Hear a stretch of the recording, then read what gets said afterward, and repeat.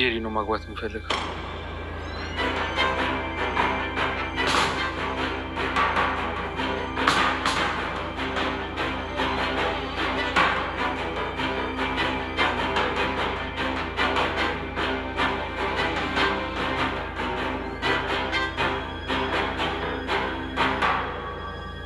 ምን ነው ሰዎች በጣም የተገረማችሁ ትመስላላችሁ። ማንን ጠብቃችሁ ነበር? የኔ ልጅ አንዴ ማውራት እንችላለን? ምንም ማውራት አያስፈልገው።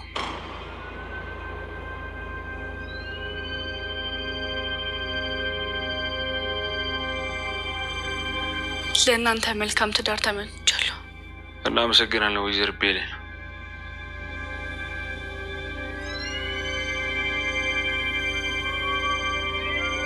አሪፍ ትዳር እንደሚ አቶ አመን አሁን ላይ ከባድ የሆነ ውሳኔ ወስኗል። ከሶስቱ ሴቶች መሀል ጄሪን መርጧል።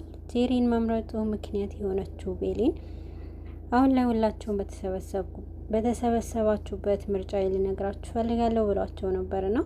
በዚህን ጊዜ ግን ምርጫውንም በተጠባበቁ ሰዓት እኔ አሁን ላይ ምርጫ ያደረኳት ጄሪን ነው በማለት ይናገራል። በዚህን ሰዓት ሁላቸውም ድንግጥ ነበር ያሉት። በተለይ ቤሪን በጣም ድንጋጤ ውስጥ ገብታለች።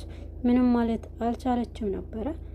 አመንም አይኗን እያየ ነበርና ስለ ጄሪን ምርጫው እንዳደረገ የተናገረው። በዚህን ጊዜ አክስቱ ደስተኛ ሆና ነበርና የቤተሰቡን ሀብት ለማጥመድ የምትሞክረውም አክስቱ አሁን ላይ ጄሪን ከመረጠ ነገሮች ሁሉ እንደሚሳኩላት እርግጠኛ ነበረች። በዚህም ሰዓት እናቱን በጣም ደንግጣና ምን ያደረክ ነው ልጄ? ካንተ ጋር መነጋገር ያለብን ይመስላል ብላ ትናገራለች። በዚህን ሰዓት ምንም የምናወራው ነገር የለም በማለት ውሳኔውን እንደማይቀይር ይናገራል። ቤሊን ደስተኛ ትዳር እንዲሆንላችሁ እመኛለሁና ብላ ትናገራለች። እናመሰግናለን ብሎ ይመልስላታል ማለት ነው አቶ አመን። በዚህን ጊዜ ሲፈንም የደስታ ትዳር ይሁንላችሁ፣ በውሳኔያችሁም ደስተኛ እንደምትሆኑ አልጠራጠርም ትላለች። በጣም ደስተኛ እንደሆኑ ነበረ እሷና ጄሪና የአመን አክስት ደስታቸውንም ለማክበር ደረጃ ላይ በጣም ደስተኛ እንደሆኑ ሲናገሩ ነበረ። ሲፈንም ለቤሪን ጠርታ በዚህ ጉዳይ የምታውቂው ነገር አለ ወይ ቀድመሽ ወይንም የሆነ ነገር የምታውቂ ካለ ንገሪኝ ብላታለች። በዚህን ሰዓት ወይዘሪን ሲፈን እኔም ካንቺ እኩል እኮ ነው የሰማሁት ነው፣ ምንም የተቀየረ ነገር የለም። ስለዚህ እና ምን ልልሽ ጠብቀሽ ነበረ ብላ ትናገራታለች። በዚህን ሰዓትም ሲፈንም በጣም ተናዳ ምንድን ነው እየተፈጠረ ያለው ብላ ወደ ክፍሏ ትሄዳለች። አሁን ላይ ቤሊን ወደ ክፍሏ በመግባት ታለቅሳለች። ስቅስቅ ብላ ስታለቅስ አመንም በጣም ትካዜ ውስጥ ገብቶ ነበረ። በመንገዱ ሲያልፍ ግን አንድ የሚያለቅስ ሰው ድምጽ ይሰማል። በዚህን ሰዓት ምንድን ነው ያደረኩት ብሎ ይህንን የምታለቅሰው ቤሊን መሆኗንም አረጋግጦ ነበርና በዚህን ሰዓት ቤሊንንም ወደ እሷ ክፍል እየተጠጋ ምንድን ነው ያደረኩት? ምንድን ነው ያደረከው አመን እያለ ከራሱ ጋር ትግል ጀምሮ ነበረ። በዚህን ሰዓት ግን በጣም ስታለቅስ ነበርና በሩ አጠገብ ሄዶ ለማንኳኳትም ሲሞክር ነበረ። ቤሊን ግን በአጋጣሚ በሩን ስትከፍተው በጣም ይደነግጣል አቶ አመን። በዚህን ሰዓት ታዲያ አሁንም አጋጣሚ አይደለም አውቀሽ ነው ያደረግሽው በለኛ እያለችው ነበረ። ለምን እንደምታለቅሽ ትነግሪኛለሽ ወይ? ለምን አለቀሽ እያለ ይጠይቃታል። በዚህን ሰዓት ምንም አላለቀስኩም ተኝቼ ስለነበረ ነው ብላ ትናገረዋለች ቤሊን። እሱም ይህንን እኮ ምትዩ እየዋሸሸኝ ነውና አሁን እኮ ከኛ ጋር ነበርሽ እንዴት ተኝተሽ ነበረ ይላታል። እሱ ማመንና አለማመን የራስህ ጉዳይ ነውና ስለዚህ ነግሬሃለሁ ተኝቼ ስለነበረ ነው ብላ ትነግረዋለች። በዚህን ሰዓት አመንም ይኸውልሽ ቤሊን አሁን ላይ ከነሲፈን ጋር መተኛ ትችያለሽ ብሎ ይናገራታል።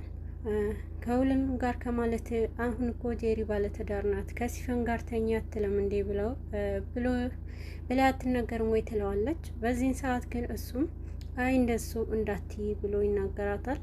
ቤሊንም ምን ነው እርግጠኛ አይደለህም እንዴ ብሎ ይናገራታል። እርግጠኛ አይደለህም እንዴ ትለዋለች።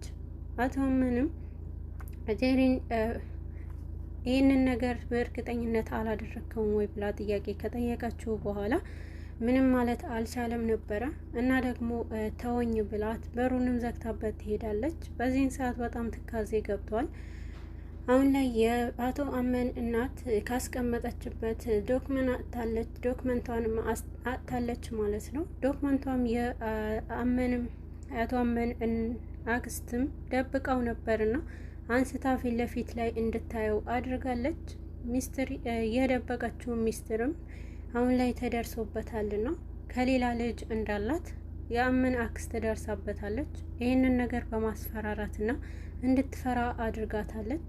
የአቶ አመን እናት ምንድን ነው የተፈጠረው? ይሄ እኮ ኮሜዲን ውስጥ ነበር ያስቀመጥኩት ብላ በራሷ ትብሰለሰላለች። በጣም ድንጋጤ ውስጥ ገብታ ነበርና ሲፈንም ይሄንን ነገር አይተዋለች። ይህ ነገር እንዴት ሊሆን ይችላል? ፊት ለፊት እኮ ይህንን ምናልባት ተሳስቶ ይሆናል እያለች እሷም ጥያቄ ውስጥ ገብታ ነበረ።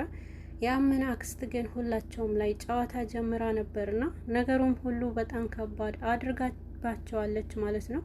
ሁሉንም እንዲጨነቁ ካደረገች በኋላ አሁን ላይ ወይዘሮ ዘህራ ምግብ ሰርታ ቁርሳቸው አቅርባ ነበርና የአመን እናት ወደ ታች ከወረደች በኋላ ቤሊንም እሷን እንደምትጠራ ለቁርስ ሊሄድ ነበረ ብላ ትጠይቃታለች። መጥቻለሁ ባይሆን እና አመንን ቀስቅሻቸው ትላታለች።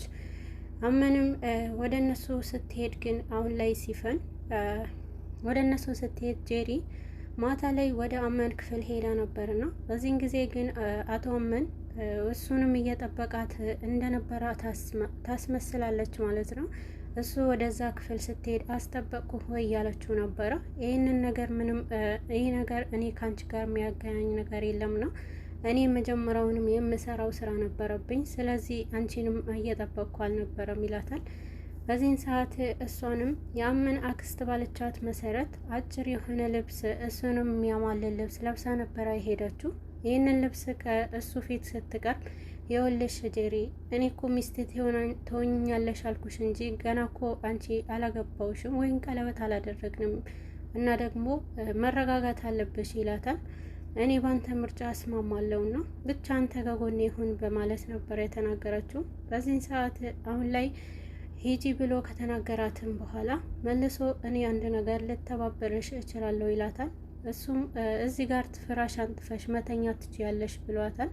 በዚህን ሰዓት ችግር የለውም አንተ ካለህበት የትም ይመቸኛል በማለት እታች ትተኛለች ማለት ነው።